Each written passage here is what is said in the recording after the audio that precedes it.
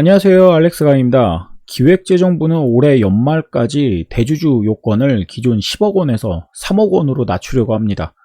그러면 한 종목을 가족들 전체 합산으로 3억 원 넘게 들고 있으면 나중에 주식 팔 때 양도세를 22%에서 33%까지 내야 합니다.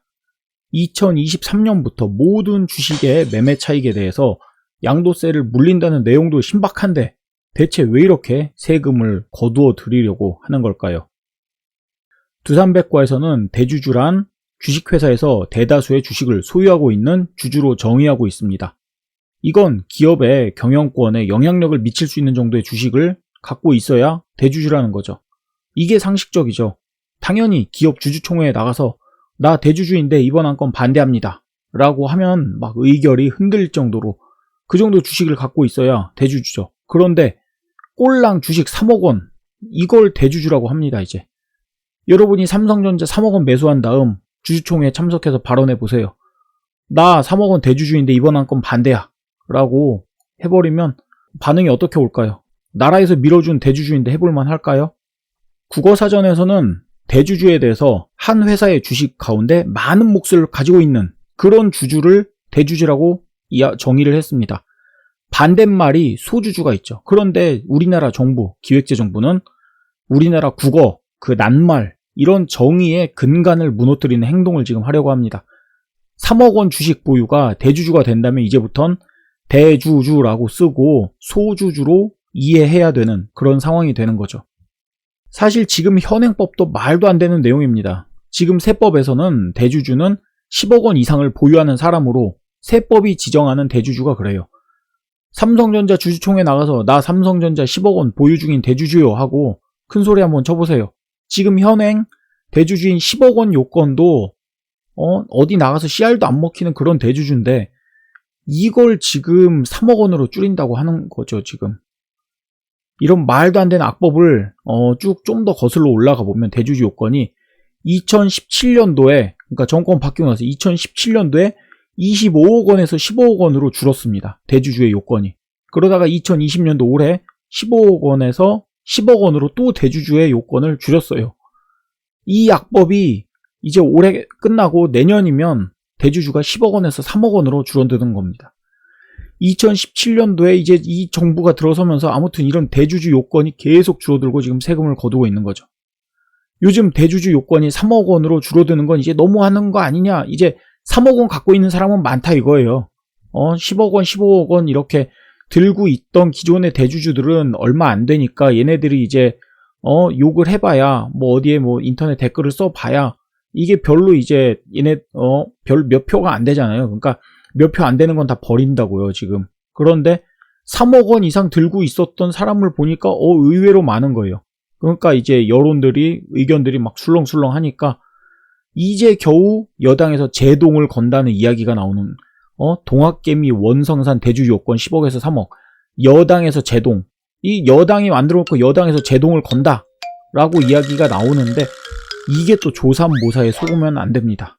완전 조삼모사예요. 지금 여당에서 제동을 걸고 대주주 3억 원 여기에 제동을 걸었다는 건 어차피 지금 2023년에 모든 주주에게 양도세 세금을 거둘 테니까 그때까지 그만두자는 겁니다.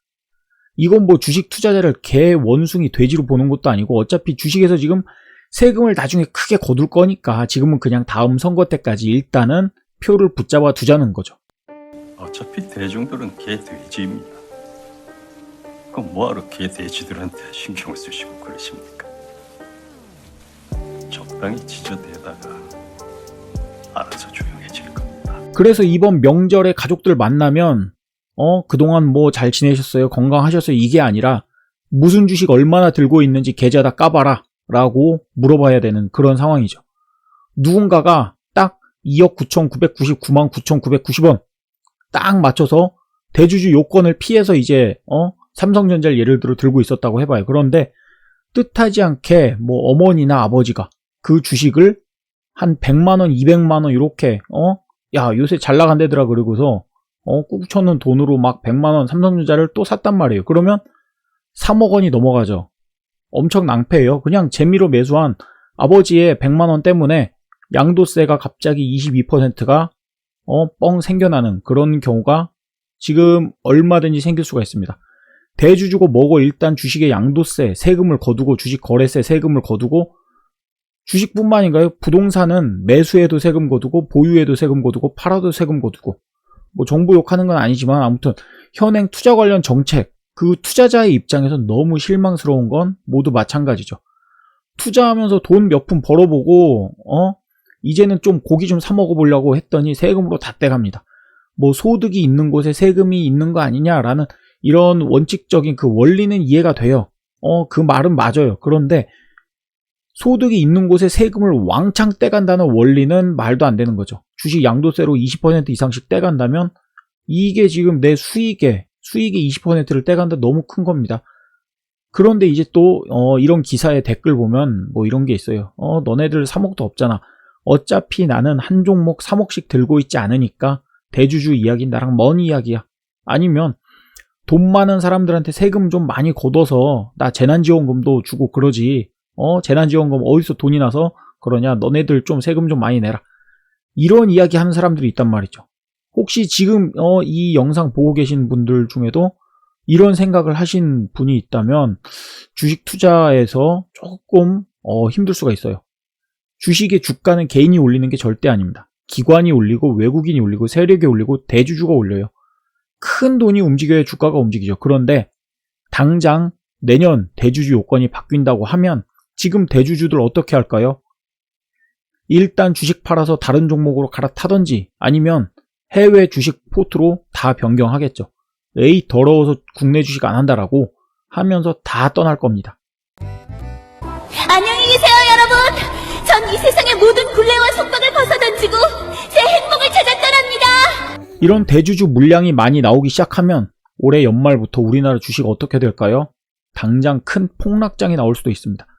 이런 대주주 요건 강화에 따른 큰 폭락장을 준비해야 하는 그런 시점이죠. 지금 당장 폭락하는 건 아닌데 지금 여당에서 슬슬 이제 막 눈치 보고 있죠. 간 보고 있죠. 지금 대주주 이게 이제 3억 원 너무한 거 아니야? 막 그러면서 어차피 다 거기 한통속인데 기획재정부한테 이제 옆구리 막 찌르는 거예요. 야 대주주 그러다 이제 나중에 뭐 연장이 지금 뭐 여당 쪽에서 이렇게 힘을 쓴다 그러면은 일단 대주주 3억 요건은 유예가 될 가능성이 높은데 이게 그렇다고 꼭 그렇게 된다는 보장도 없어요. 그러니까 항상 준비를 하고 있어야 되고 연말 정도 해서 만약에 이 법안이 계속 뭐 시행이 된다라고 하게 되면 일단 요게 이제 시행이 된다라는 그 뉴스가 나오는 순간 한번 크게 출렁이면서 한번 쭉 빠질 거예요.